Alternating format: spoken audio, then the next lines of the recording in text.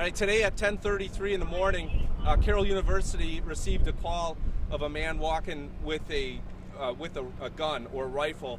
At that point, they immediately contacted the Waukesha Police Department, and we sent squads immediately.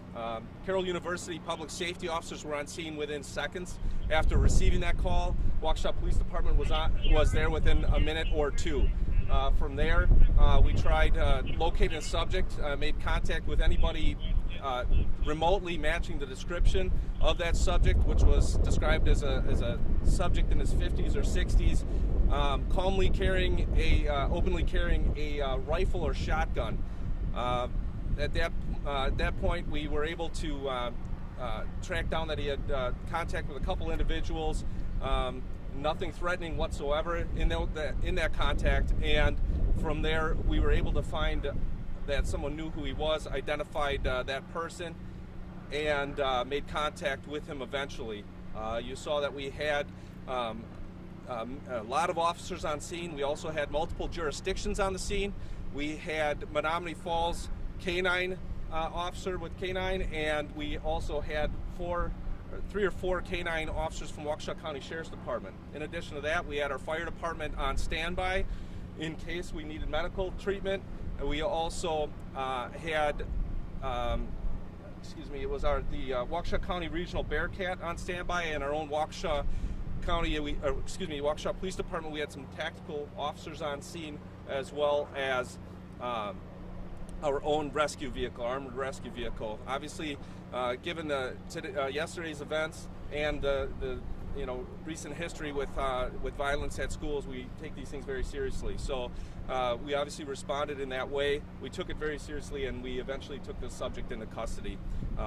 He is in custody. We are verifying. It's very early on in this yet. We're trying to verify if, in fact, he was the subject.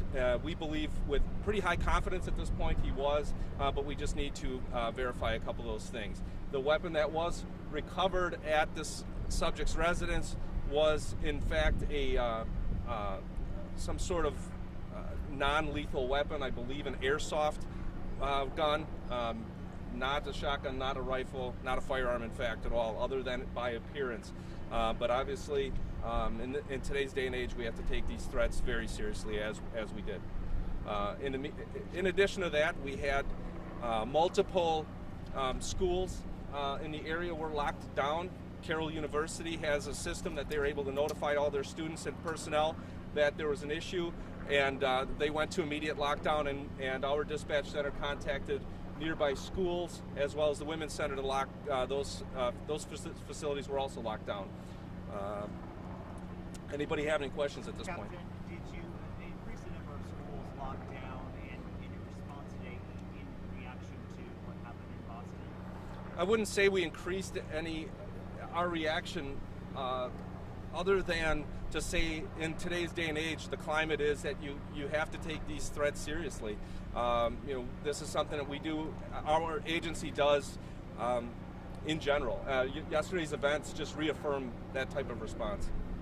Can you describe, this is an area where it looks like as soon as the lockdown was lifted, we saw a number of students come out. Is that an area where a lot of students live? And was he in that vicinity? Can you sort of explain where he was relative to where students would be? I can say he does not live on campus. That is an area that houses a lot of students, but he does not live within that facility. He lives just outside that facility in a different area of the city, and we were able to locate him at that place. So do you know what he was doing there? Was he somewhere where he was allowed to be or not allowed to be? Or?